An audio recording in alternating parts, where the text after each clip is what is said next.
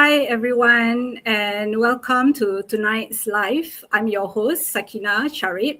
I'm the organizing chairperson of the Women Ikon Award Singapore. And tonight I am very excited because we are sitting down with two remarkable women whose stories remind us exactly why this platform exists. Because at the Ikon Women Singapore, we believe that her impact is everywhere, her name deserves to be too.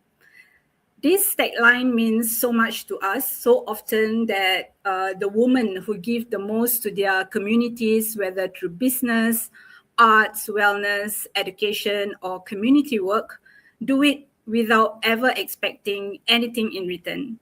So we are already had the privilege of spotlighting many of their stories through our candidate features here at our live on our YouTube channel. But recognition shouldn't stop at a feature or at a post.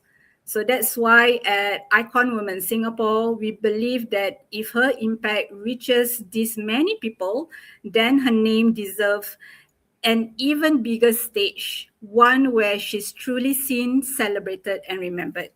So that's what the gala on the 12th of September is for, and that's what tonight is about too.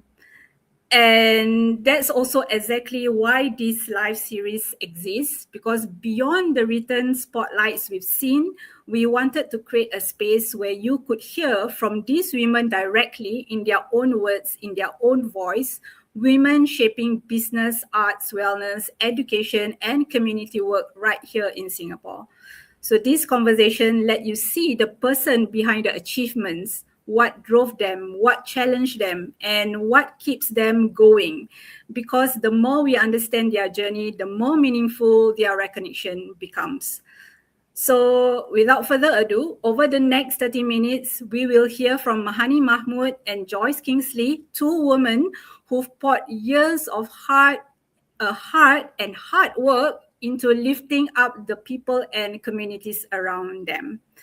So welcome Mahani Mahmud to the live session with us. Thank you so much. And Mahani has spent over a decade as a vocalist with the Orkestra Sri Temasek, carrying forward Malay arts and culture through her voice. She's also built a career in beauty and image artistry. So tonight she's here to share her journey. Mahani, thank you so much for joining us. Thank you for having me, Sakina. Good evening, everybody. So, Mahani, I want you to take us back to the moment you decide that this course, this work, right, that you are doing was something you had to pursue. Like, what is that moment? Take us to that moment where you decide that this is the one for you, this is the calling for you. Right. Knowing that I'm an advocate of Malay culture and also makeup artistry, I shall start with the makeup artistry first. Is that all right? Sure. Because there are two, so I'll have to speak on two genres here. Okay, for makeup artistry, when I got married, I got inspired by the makeup artist, the Mak Andam, when she made me so pretty with the makeup and hair and the costumes, everything. I got so enthralled by it all. I said, "Oh, I love colors, so I would like to pursue that when the time is right." And after a while, when my children were growing up, I put the thoughts aside. And when they were all grown up and they are able to be on their own, I took up a course, a diploma in bridal artistry and hairdo and so forth. And after that, for 6 months, and after that, I started to promote myself, do up tutorials, pick up on clients and so forth. And even further, my skills, whenever there are courses, because makeup is always ongoing trend, changes and different looks come along the way. So that was what brought me to the bridal artistry area. And now it's already almost 16 years, and Wow. not too bad. But I was a bit affected when COVID came, Mm, when the business was abrupt. Uh, there were no weddings, and there was no clients, and it was quite a bit of a strain for me, because me and my partner at that time has just signed a lease for a studio mm, rental, and it really affected us. But we strived on until now. We still are in the business, Alhamdulillah. mm. Yes, Yes, and congrats. I'm still uh, going strong, doing makeup artistry and so forth, for bangsawan shows, for special events, and of course brides lah. Yes, Hmm. I love colors. I love colors. So that's what instigate me to, okay, just go and do. When I'm actually, at that time, I was working in an engineering line, so it's a far direction, different direction. But because of passion and interest, I pursued it, and Alhamdulillah, I'm here now. Yeah. And as for the traditional music Hmm. area, okay, that Yes. I have been singing since school, actually. What they say is Hmm. like bakat terendam, bakat terpendam. Tak terpendam. Ah. Yes, yes. So, and I just sang in school, and then after that, when I'm out of school at work, I have never gone sort of going into singing at all. I came into singing at quite a late age, at 40 actually. There was a Hmm. there was a contest. My husband registered me, made a surprise for me. I terperanjat beruk. But then I just knew about it the day before the contest. And I registered you for this and this. I think you can make it. Just go. Because he knows I could sing. So he said, just go. Ah. Yes, yes. So it was a surprise, really nice surprise. And I made it to the finals, and that contest was an event made by Perkamus Singapore, and Hmm. Alhamdulillah, I ended second place. And then after that, 2 years later, uh, there was another contest at Malay Heritage Centre, where I became the champion of the Malay Asli contest. Alhamdulillah. So from then on, I had invitations to grace events, to sing for them, and then I also uh, collaborated with Orkestra Sri Temasek as a Hmm. vocalist, and then we performed wherever we were invited. It was a very nice surprise. Why I went into that is because I thought at that moment, when I was when I started in, there were not many traditional singers, Right. especially the young ones. It was very difficult to find the young ones getting Yeah. into this line. Yeah, what I found when I was in the contest, they were all the old timers, seniors, most of them. So Hmm. I was thinking, oh, I need to go in. I have to bring this up and then introduce it to the youngsters as well. And when I entered Orkestra Sri Temasek, I could find that all the musicians are all the youngsters, some in their teenage years, some are in 20s. So I was so happy to see that. And it inspired me to go to go ahead and then help the Malay community, to to be uh, to be aware of our culture, Hmm. our songs, the Malay songs, the traditional songs. Because if we don't encourage that, or we don't pursue it, it's going to be lost in the slowly, when Yeah. the time It's goes in the future. So that what true. that's uh, what you call it, inspires me to go on. And Hmm. Alhamdulillah, I'm still doing it now. Yeah. Oh, But I by mean, the like time, that's really amazing, like what you Yeah. share. Thank you for sharing that. There's something so powerful about a moment like that. With your makeup artistry and your singing and your contribution back to the Yes. young generation. Untuk Yes. bangkitkan lagi our Yes. budaya, our culture, right? And it really Betul. shapes everything that comes after. Yes. So Mahani, right? Every journey, I'm sure that there is a point where it got hard enough that you almost gave up. And share a little bit about that and what kept you going for decades, right? Over decades already that you are doing what you are doing right now. So what was that point like? Okay. That you As almost for give in up the- and what keeps you going? Yeah, in the business, as I mentioned earlier, during COVID, I almost gave up because it was finance was really tight. We still have to pay for the rental and so forth, but we almost gave up, me and my partner. But we strived until now. But so Alhamdulillah, Allah helped us, and I did not want to stop because it took me many years to build the business.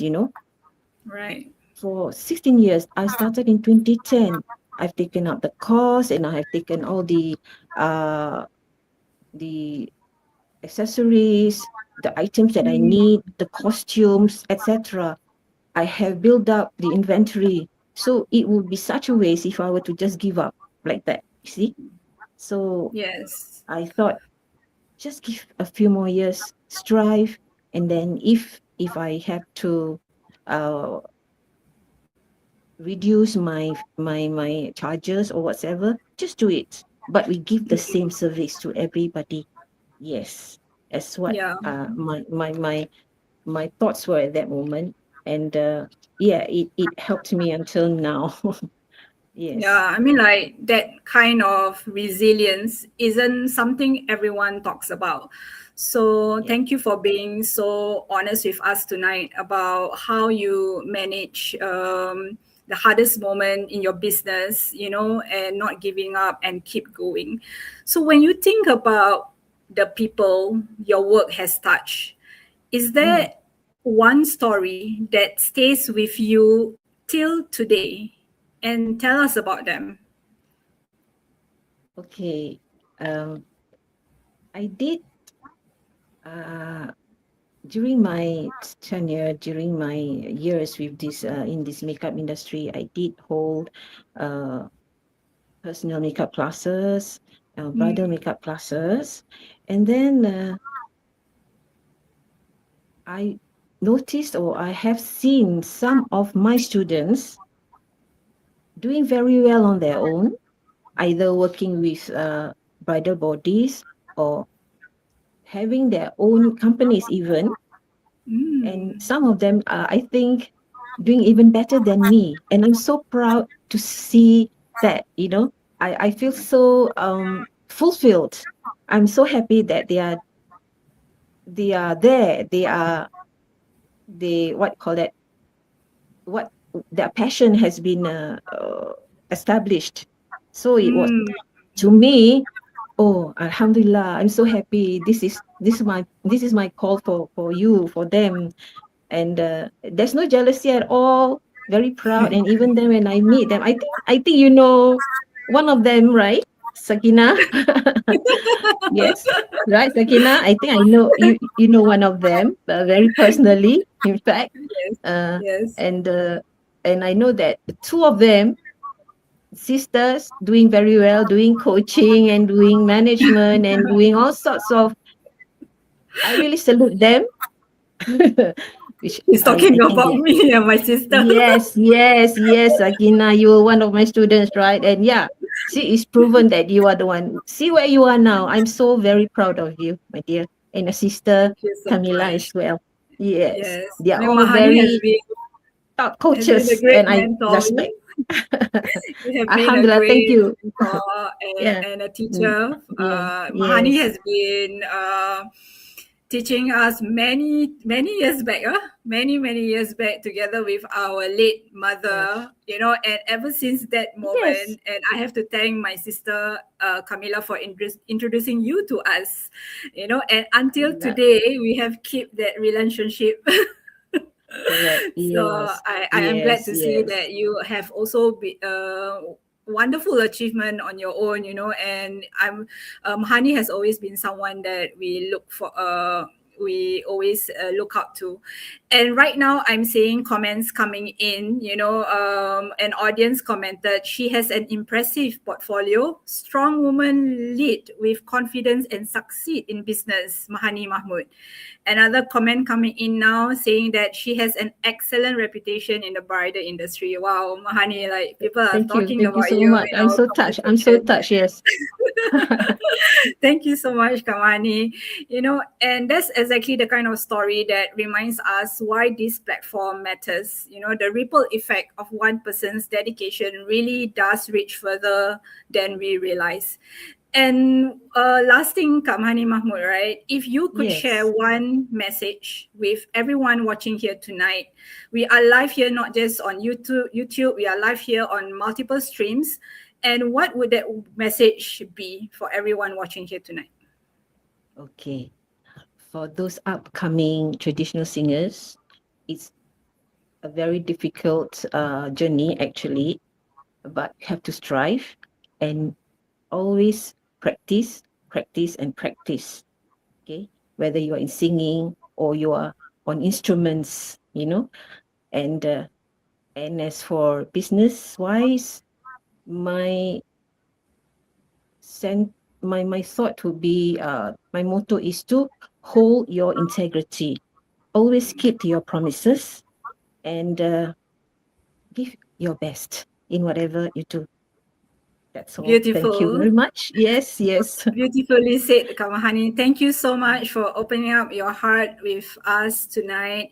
And to everyone watching here, please support Mahani Mahmud on the 12th of September at the Women Icon Award Singapore Gala night. You know, she will be there presenting and also giving a special performance with her beautiful and angelic voice. Okay, I try to be entertaining like that. You will be great. Yeah. You will be great. Okay, so thank you so much. Please come. Thank you very much, Sakina, and thank you for the to the committee for having me. And thank you so much. All right, so that is Mahani Mahmud. So now we are going to bring on stage Joyce Kingsly. Let me bring her on stage. Hello, Joyce. Hello, Sakina. Hi, Joyce. Okay, nice, so Joyce Kingsly has a very impressive portfolio. You know, when I read through her portfolio, I was like, wow, this woman is really an icon, and it's really a strong woman. You know, I keep like, oh my God, like when I read your resume and profile. So Joyce Kingsly is the founder and CEO of the Creating A-Class Corporates LLP, and for a decade she led LISHA Women's Wing, driving close to 200 community initiatives and earning 3 Singapore Book of Records achievements along the way. Amazing, Joyce. Welcome. We are so glad to have you here with us today. It's a privilege. Thank you so much for joining us. So, Joyce, with so much accordance, right, and so much work that you have put into this, take us back to the moment you decide that this cause and this work was something you had to pursue and it's your calling. Sure. So it all started way back in 2009 when I was actually invited into Little India Shopkeepers and Heritage Association. So that is the long form of LISHA. Right. So LISHA actually stands for Little India Shopkeepers and Heritage Association in Singapore. So having a business in Little India itself, this is an association where the merchants are all involved.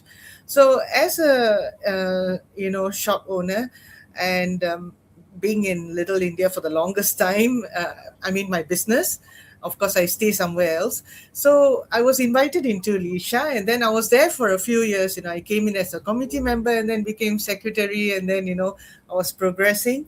That's when the committee, together with the committee, we proposed the idea of having a women's wing, because in the Little India vicinity of Singapore, there seem to be many aspiring entrepreneurs. There upcoming entrepreneurs, ladies who had fantastic ideas, innovative ideas.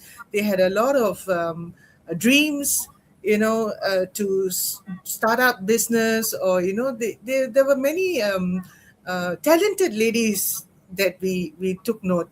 So we wanted to give them a guidance, because basically they had all the talents and innovations and very with big dreams, but they had no directions. They lacked the confidence. So we thought that we should have a women's wing, a sisterhood kind of thing, so that we can actually guide all these aspiring ladies. So that is how the LISHA Women's Wing was started way back in 2012. So, and I wanted to have a very unique concept in the women's wing. I didn't want it to be the usual ordinary where networking just happens. People come, have coffee, samosa, and then chit chat and go back. And then, no, I didn't want it that way.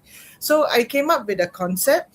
So in the sessions that we meet monthly, we have business presentations. We have little stalls for them to take up and showcase their products. We have mini workshops. We have icebreakers, networking games.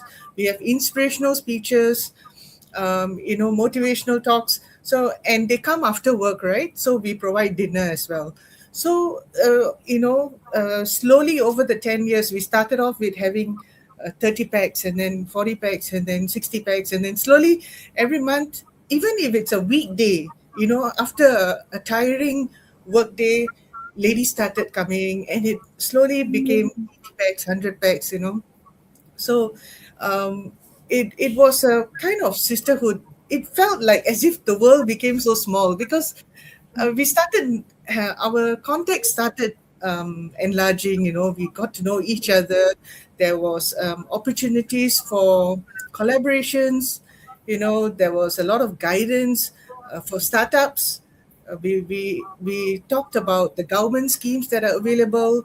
We talked about how to actually start up and bring your business to the next level. We had wellness talks.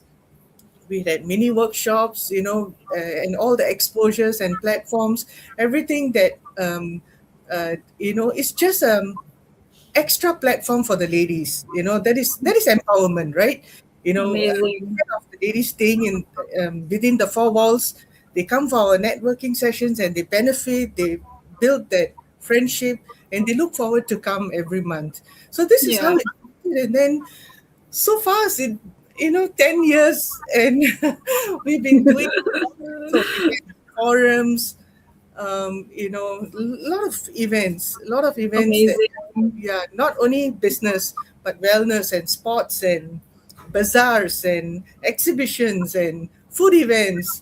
So that's how that's how like big it is. It sounds very big, very huge initiative. That's wonderful. So towards the end, it was, this empowerment was not just something that I enjoyed, but it became a purpose in life. Yes. Yeah, it must be very fulfilling, especially seeing these women go out of their comfort zone, go out of their shell, and they. In fact, many of them will thank us outwardly. Thanks for having such sessions. I make an effort to come out of the house to come and join. Yeah. I mean, I would love to be part of that, and witness these women, witness the whole networking, and just be around amazing women So at LISHA. that was the 10 years when I started, and then at the 8th year, I started to plan the successor. I started, at the 10th year, I must pass it on to the next person so that she can, the younger generation can bring it to the next level. So I've already passed it on to the next person. And right now I'm in Singapore Indian Chamber of Commerce, and I'm heading the Women's Wing. Amazing. Such a huge milestone and achievement for you, Joyce. I mean, that's such a powerful starting point already. It's clear that moments shape everything you've built since, right? And every journey, as you know that, there has a point where it gets really tough and it gets really challenging. Is there a moment that you almost like tell yourself, oh my God, like this is too much for me, I'm gonna give up, and what kept you going? Because it seems that you kept going, right? So share with us that moment. I actually kept going. So as women, right, we wear many hats, and we have so many tasks, as a mother, as a wife, as a daughter. So at the same time, I'm also running my own businesses. I have my meat business, I have my hamper and bouquet business, and I do corporate training also. So I have 3 businesses. I have to juggle my businesses and then my family, my husband, my 2 grown-up daughters. I have a granddaughter. Yeah. So I have a granddaughter, and another grandchild is coming in December. Yeah. So wow. So and my old bed-bound mom is also staying with me. Yeah. So there are a lot of things under my care. So time management, I allocate my time properly. Like, okay, weekends I look after my grandchild, and then weekdays, certain days for this business, certain days for that business. I make sure I spend time with the family as well. So and I also just graduated 2 days ago. Oh wow. So many going on. Congratulations. I completed my master's in digital marketing. Oh wow, congratulations, So Joyce. that was going on as well. So it's just about juggling all this, and we have numerous events and invitations, so it's very stretched back to back. So when life is like, earlier I was running, right? So so that's the only part. Sometimes I won't say I wanted to give up, but I felt that, okay, this is so back to back. So moments like that, what kept me going was, of course, the fruits of the labor. The words of gratitude that we receive from people, how we touch their lives. When we hear them, it really keeps us going. So every challenge has actually made me stronger lah. Wow, that's amazing, and we all have 24/7. It sounds like you have 28/7 more hours than us, but you are juggling it very well. You are not just an icon, you are an iron lady. You are an iron lady, So time management has been very important. Otherwise, I won't be able to juggle everything. We can actually we can, because there's 24 hours, there's 1,440 minutes. So it's all about planning your time. True. I mean, I agree with you about time management. Sometimes people would ask me, like, Sakina, how do you manage doing business and juggling your autistic child therapy sessions, and, how do you manage all that and with my other elder son education, and it's really, really come down to time management. Maybe one day, we can invite you to share with us about time management. How do you do it?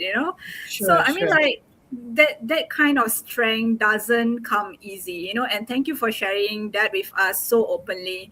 And when you think about the people your work has touched, and I believe with LISHA, and with the people and the community that you are surrounded with, there must be a lot of stories that have touched and inspired you, right? I believe so. So share with us like that. one particular story that stays with you? And I believe there are a lot of stories that stays with you. So maybe you can just pick one that you can share with the audience watching us today. Sure, sure. So maybe it's like I can share this one accomplishment. It was like during the LISHA Women's Wing days. So we came up with two books. We actually, it is our own kind of production. So it was actually featuring 100 Indian business women in Singapore. So it was like volume one in 2017 and volume two in 2022. So the 50 ladies were actually featured in a book. So their how they started, how they struggled, how, their victory, their stories, how they actually brought up the business. It was like each lady has got a nice profile photo. They are inspiring stories. So it was a nice coffee book. And in 2017, it was launched by our former Prime Minister wife, Miss Ho Ching, Right. actually. Yes. So Miss Ho Ching actually launched a book in Marina Bay Sands. And in 2022, another 50 ladies were featured in volume two, the same concept. And actually, former President Madam Halima Yaakob actually launched the book in MBS. So these two books, right? These two books is something that I was so glad that we did it, because it's a two-way inspiration. The ladies who are featured in the book, the 100 ladies, the 100 business women who are featured in the book, were really so thankful. They say that it is a boost to them, because sharing their story to the society, to the next generation, they were really happy to actually share their experiences, and it was a boost to them to actually collect the book from former President Madam Halima Yaakob. It was something that they said, you've really motivated us, and to keep us going. So that was one side of the story. Whereas the people who read the stories in the book, the 100 inspiring stories of successful Indian businesswomen, so that actually motivated and inspired many to follow their dreams. If they were aspiring to be an entrepreneur, that book really motivated them. So it was a two-way thing. And I think, that in 2022, when the event was going to happen on Friday, on Monday, my sister passed away. It's Monday, my sister passed away, and we cremated her on Wednesday. And even in that morning week, I was determined to go ahead with the event, and in that, it was a kind of morning week, but then somehow with determination and all that, we went ahead with that event on the same week of Right. something that, Beautiful. that is something that, Yes. And where can we find this book? Is it still available for us, or is yes, it at National Library Archive? it is at National Library. So National Library bought it. Yeah, it is. All right. Okay. That's fantastic. I mean, Maybe I just show you the thing. So these are the two books, volume one and volume two.